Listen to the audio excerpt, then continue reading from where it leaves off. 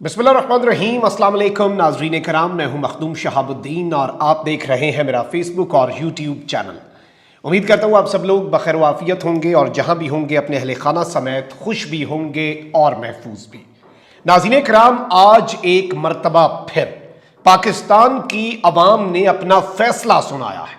इमरान खान फातेह करार पाए हैं और झुरलू फिरा है। इस वक्त धांधली नहीं बल्कि धांधले की तमाम तर कोशिशों के बावजूद और एक ऐसी निगरान हुकूमत जो कि मुबैना निगरान हुकूमत है, उसके बावजूद एक ऐसा इलेक्शन कमीशन जो कि इलेक्शन कमीशन नहीं, पीटीआई के बकौल नून लीग की बी टीम है, उसके बावजूद आज तमाम तर लोगों, ताकतवरों, सियासतदानों, मुख्तलिफ इदारों, हर एक के पीटीआई के खिलाफ होने के बावजूद आज एक नई तारीख रकम हुई है। और जिस मार्जिन से यह तारीख रकम हुई है, इतने वोट पड़ गए कि धांधला अपनी मौत आप मरा है। मैंने आपके सामने बड़ी एक्सक्लूसिव डिटेल्स रखनी है और किस तरह से इस पूरे के पूरे सिनेरियो के बाद, आज के दिन के बाद, पीटीआई अनस्टॉपेबल हो चुकी है। पीटीआई का रास्ता रोकना अब मुश्किल ही नहीं, नामुमकिन हो चुका है। इस सब के अलावा एक और बहुत बड़ी डेवलपमेंट है, मरियम नवाज की जो गिरफ्तारी है, उस हवाले से पहला बाज़ाब्ता कदम भी उठा लिया गया है। और मैंने आपको बताया कि मरियम नवाज को कंटेम्प्ट का नोटिस एक हफ्ते के अंदर अंदर, अब जो वीक स्टार्ट हो रहा है, इसमें मिल सकता है। वो अलग चीज है, लेकिन अब जो एक कदम उठा है मरियम की गिरफ्तारी के हवाले से, और एक बहुत बड़ा इम्तिहान जो है वो शुरू हो चुका है। ये सारी पॉलिटिकल डेवलपमेंट्स एक एक करके डिस्कस करते हैं। सबसे पहले मैं आपको ये बताऊं कि जेल भरो तहरीक जो है वो इस वक्त कामयाबी से जारी है। कल सरगोदा की बारी है, आज गुजरांवाला की बारी थी और ये 5वां दिन था जेल भरो तहरीक का। इसमें साबिक रुकन पंजाब असम्बली चौधरी जफरुल्लाह चीमा समेत 70 से ज्यादा कारकुनों ने गिरफ्तारी दी।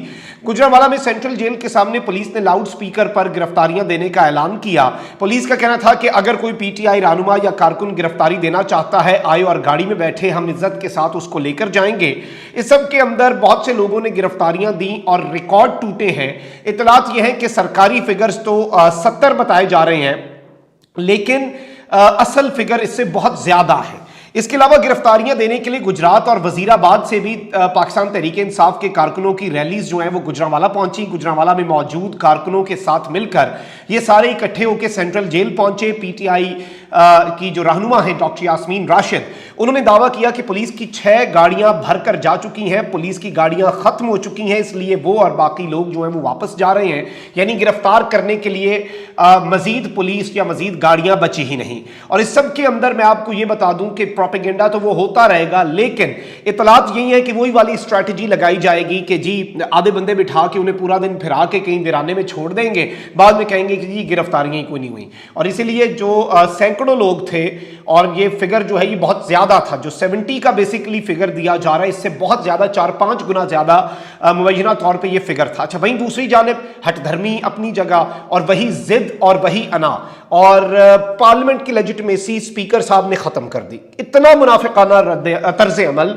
स्पीकर कहता पहले कि जी मैं तो कानून के मुताबिक इस्तीफे मंजूर करूंगा, मेरे पास हर बंदा आएगा, मेरे पास वो बताएगा, मुझे पर्सनली मिलेगा और मैं उसके बताने में, अगर मेरे सामने बैठ के उसने कह भी दिया ना कि मैं इस्तीफा दे रहा हूं, तो मैं उसके लहजे से देखने की कोशिश करूंगा कि वो प्रेशर में ना हो किसी तरीके, मैं तो ये इस्तीफा मंजूर ही नहीं कर सकता। और फिर तारीख ने देखा, अवाम ने देखा, और ये तारीख में इंतहाई, मैं समझता हूं स्याह हरूफ से ये तारीख लिखी जाएगी इनकी, कि जैसे ही पीटीआई ने कहा हम तो पार्लियामेंट में चले वापस आ जाते हैं, तो इन्होंने ऐसी फुर्ती दिखाई, इलेक्शन कमीशन ने ऐसी फुर्ती दिखाई।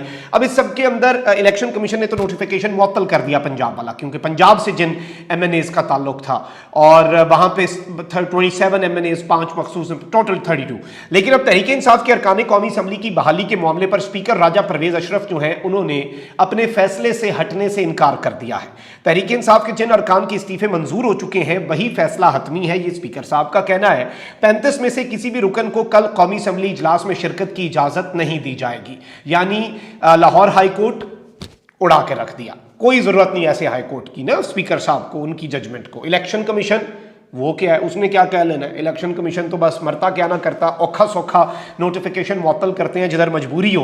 हुक्काम कौमी असम्बली जो है उनका कहना है कि मुस्ताफी पीटीआई रुकन ने मुस्ताफी पीटीआई रुकन ने कौमी असम्बली में आने की कोशिश की तो उसके खिलाफ कानून के मुताबिक कार्रवाई होगी। लाहौर हाई कोर्ट या इलेक्शन कमीशन ने किसी पीटीआई रुकन को बहाल नहीं किया। अब ये इनका कहना है, पता नहीं क्यों नहीं समझ आ रही है क्या कह रहे हैं। और कह रहे हैं कि जी इलेक्शन कमीशन ने तो सिर्फ ज़िमनी इंतखाबात का अपना जो नोटिफिकेशन है वो मुअत्तल किया है। अच्छा, अब यहां पर मैं आपको यह बता दूं कि कौमी असम्बली जो है वो अब ये इस तरह की चीजें करते हैं ना, उन्होंने तो 90 दिन में इंतखाबात का भी कहा, वो भी कोई नहीं करवा रहा, ये सारी चीजें अपनी जगह पर हैं। अब मैं आपको यह बता दूं कि कौमी असम्बली के मुताबिक तहरीक इंसाफ जो है, जराए जो है कौमी असम्बली के, वो कह रहे हैं तहरीक इंसाफ अदालती फैसले की अपनी मर्जी से तशरीह कर रही है। अब ये अपना इन्होंने एक बीच में स्ट्रैटेजी और अपनी एक चीज डाल दी हुई है।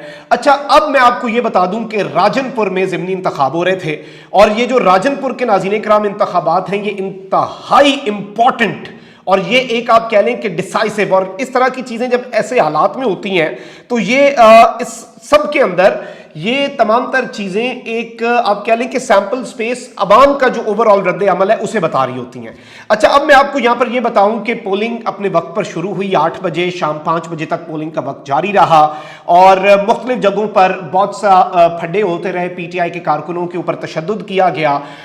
पोलिंग स्टेशन नंबर 103 है मोहम्मदपुर हाई स्कूल, इसमें मुस्लिम लीग नून और पीटीआई के हामियों की लड़ाई भी हुई, एक दूसरे पर हाथों और मुक्कों का इस्तेमाल भी हुआ।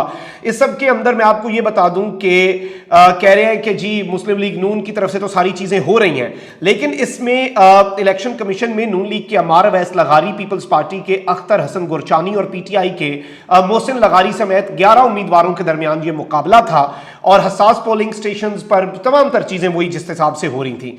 लेकिन अब यहां पर जो डिटेल्स इस वक्त हमें मौसूल हो रही हैं उनके मुताबिक पोलिंग स्टेशंस 190 पोलिंग स्टेशंस के रिजल्ट में पीटीआई के 78,000 से ज्यादा वोट हैं, 78,000, नून लीग के 42,000 और पीपल्स पार्टी के 16,000। नून लीग और पीपल्स पार्टी के इकट्ठे भी कर लें तो 30,000 की लीड पाकिस्तान तहरीक इंसाफ को मिली है। ज़िमनी इंतखाब राजनपुर जैसा इलाका, उसमें टर्नआउट 45% से ज्यादा रहा है। ये अनप्रेसिडेंटेड है, लोग वोट्स के लिए निकले हैं, अवाम बेताब हुई पड़ी है, अवाम के अंदर एक पूरा आप कह लें कि लावा है, वो वोट के जरिए इनकलाब लाना चाह रहे हैं। और राजनपुर में हमाद अजहर साहब ने यह बात की है कि इंतहा की बदमाशी की गई, तहरीक इंसाफ के लोगों को अगवा किया गया, तहरीक इंसाफ के लोगों को डराया धमकाया गया, तहरीक इंसाफ के जो लोग कॉर्नर मीटिंग्स करते थे उन पर मुकदमात बनाने की धमकियां दी गई, उन्हें उठा लिया गया, गैर कानूनी तौर पर हिरासत में ले लिया गया। और जाहिर बात है, आपको पता है कि जो अपने इलाके में कॉर्नर मीटिंग करवा रहा होता है उसने सबको यूनाइट रख के इकट्ठे करके एक तरह से लेके जाना होता है, इंश्योर करना होता है कि वोटर जो है वो उसका मोबिलाइज हो, उसका वोटर निकले। इन तमाम तर चीजों के बावजूद, और इन्होंने ये भी कहा कि जरदारी के बच्चे ने, जो कि जाहिर बात है जो निगरान वजीर आला मोहसिन नकवी, जिन्हें जरदारी साहब अपना बच्चा कहते हैं, ने पीडीएम के उम्मीदवार के कहने पर सारी तकर्रियां की, यानी यहां पर जितनी फील्डिंग है राजनपुर में वो पीडीएम के उम्मीदवार के कहने पर हुई और अवाम ने इनको इबरतनाक शिकस्त से धो डाला है। इनके साथ अवाम ने वो इनका हशर नशर किया है कि आप अंदाजा नहीं कर सकते कि इनकी इस वक्त सूरत हाल क्या बन चुकी है और ये कितना इनके लिए मोहलिक है ये पूरे का पूरा मामला। ये लैंडमार्क विक्ट्री है, अब इमरान खान को कोई नहीं रोक सकता। मैं बार बार कहता हूं कि धांधले का मार्जिन खत्म हो चुका है। आप अगर एग्जामिनर हो, आपके पास एक तालिब इल्म का इम्तिहान का पर्चा आए और वो खाली छोड़ा हो उसने, आप उसे पास भी नहीं कर पाएंगे, आप उसे टॉप क्या करवाना। अगर उसने कुछ हल्का फुल्का लिखा है और आप इंतहाई या मैं इंतहाई या जो भी वो शख्स है एग्जामिनर वो इंतहाई करप्ट है, बच्चे ने अगर कुछ गलत भी लिखा है तो वो उसे औखा सौखा 33 मार्क दे के पास तो कर देगा। वो पूरी आंसर कॉपी में 2 सफात के ऊपर उसे टॉप नहीं करा सकता। वही बात है कि वो एक मार्जिन होता है धांधली का, 2 नंबरी का भी एक मार्जिन होता है। अगर एक आदमी जारी बात है अदालत की मिसाल ले ले, वहां पे कहे कि मैंने ये जुर्म किया, जज उसे कितना को रिलीफ दे देगा अगर वो देना चाहे। तो ये सारी चीजें हैं ना, तो वो जो धांधली का एक मार्जिन है ना वो पंजाब से अब और पूरे पाकिस्तान से खत्म हो चुका है। आप धांधले करें, अवाम ने इतने वोट डालने हैं, अभी तो आम इंतखाबात नहीं थे, ये तो एक ज़िमनी इंतखाब था। ज़िमनी इंतखाब क्या होता है, उसमें तो बंदे निकलते नहीं है, इसमें इतने बंदे निकले, इतने आम इंतखाबात में नहीं निकलते। अब आप सोचें अगर आम इंतखाबात हो जाते हैं, ये रीजन है, ये बाज़ वजह ये क्यों नहीं 90 दिन में इंतखाबात करवाना चाहते। गोल्डन जुबली है आपके आइन की, 50 साल हो रहे हैं आपके 73 के आइन को, और आइन की पामाली हो रही है इस वक्त। आइन की धज्जियां उड़ाने की कोशिशें हो रही हैं। ये सब कुछ हम विटनेस कर रहे हैं। अच्छा, वहीं दूसरी जानिब मरीम नवाज के हवाले से मैंने जो चीज़ आपके सामने रखी थी, उसमें इस वक्त खबर ये आई है कि मरीम नवाज को अब अदलिया और फौज की जो तौहीन है और उसकी जो एक मुनज़्ज़म मुहिम है वो महंगी पड़ने जा रही है। मरीम नवाज के खिलाफ मुकदमा दर्ज करने की एक दरख्वास्त दायर कर दी गई है। दरख्वास्त लिया जो है वहां पर चौक आजम थाने में दायर की गई है। और मरीम नवाज, मैं ये दरख्वास्त आपको पढ़ के सुना देता हूं, लेकिन इस सब के अंदर अब जाहिर बात है कि देखें, वही बात है कि या तो आप बुरे तरीके से एक्सपोज हो जाएं।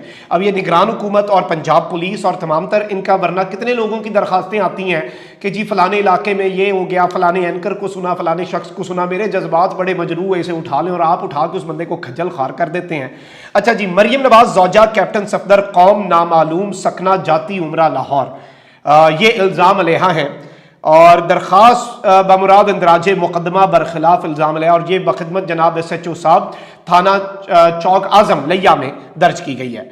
ये राणा मोहम्मद आरिफ हैं, इन्होंने बेसिकली इनके खिलाफ ये दर्ज की है और इसमें कहा गया है कि गुजारिश है कि साहिल पता मजकूरा वाला का रिहायशी और सकूनती हूँ। मैं साहिल बिजनेसमैन हूँ और ज्वेलर का कारोबार करता हूँ। साहिल की मेन बाजार लिया रोड चौक आजम में जरगर की दुकान है और इस सब के अंदर गवाह भी इन्होंने अपने साथ रखे हुए हैं और कह रहे हैं कि मैंने बेसिकली फेसबुक और टिकटॉक की वेबसाइट चेक की तो इल्ज़ाम लिया मरीम नवाज सरगोदा के जलसे में तकरीब से खिताब कर रही थी, जिसमें इन्होंने सुप्रीम कोर्ट के हाजिर सर्विस और रिटायर्ड जजेस के खिलाफ नाजेबा और गलीज किस्म की जुबान का इस्तेमाल किया। इसके अलावा इल्ज़ाम लिया ने आर्मी ऑफ पाकिस्तान के मुअज़्ज़ज़ आला रिटायर्ड अफसरान को बुरा भला कहा। जलसे में स्टेज पर लगाई गई बड़ी स्क्रीन में साबका और मौजूदा जजेस की तस्वीर देखकर हतक आमेज रवैया इख्तियार किया गया। मजीद इल्ज़ाम लिया ने स्क्रीन पर दिखाने जाने वाले जजेस आसिफ सईद खोसा, साकिब निसार, मज़ाहिर अली नकवी, अजमत सईद, एजाजुल एहसन इन्हें सरेआम करप्ट कहा। इल्ज़ाम लिया ने जनरल फैज़ हमीद और जजेस साहिबान एजाजुल एहसन और मज़ाहिर नकवी पर तहरीक इंसाफ के चेयरमैन इमरान खान की पुष्पनाई का इल्ज़ाम लगाते हुए कहा कि इनकी जब हर काम नाकाम हुआ तो उसको वापस लाने का बेड़ा इन दो जजेस ने उठाया। आज इमरान खान की सियासी मौत नजर आ रही है। तो ये सारी चीजें इन्होंने इसमें लिखी हैं और इस सब के अंदर कहा यह गया है कि इनके खिलाफ कार्रवाई अमल में लाई जाए, क्योंकि इन्होंने अदलिया, आर्मी और पाकिस्तान के इदारों के खिलाफ एक बहुत बड़ी मुहिम का आगाज कर लिया है। मैं समझता हूं कि कंटेम्प्ट का नोटिस तो इन्हें आएगा ही आएगा, लेकिन इसमें कोई मुझे ज्यादा उम्मीद नहीं है। लोग समझ रहे हैं कि ये इस तरह हो जाएगा और मीडिया भी इसे रिपोर्ट कर रहा है, बट आई थिंक ये दरखास्त जो है ये दरखास्त ही रहेगी। अगर इसमें हो जाती है ये एक अचंभे की बात होगी, क्योंकि जाहिर बात है आले शरीफ है, उन्हें तो परमिट है, वो तो हुक्मरान जमात नहीं, वो मरीम नवाज कहती है हुक्मरान खानदान, पूरा खानदान हुक्मरान है हमारा, हम तो गुलाम हैं और इनकी हुक्मरानी है। ये अदलिया को जलील करें, ये हाजिर सर्विस जजेस की तस्वीर चलाएं, तस्दीक करें, इन्हें जचता है, हम तो नहीं कर सकते। अपना बहुत ख्याल रखें। अल्लाह निगहबान। पाकिस्तान जिंदाबाद।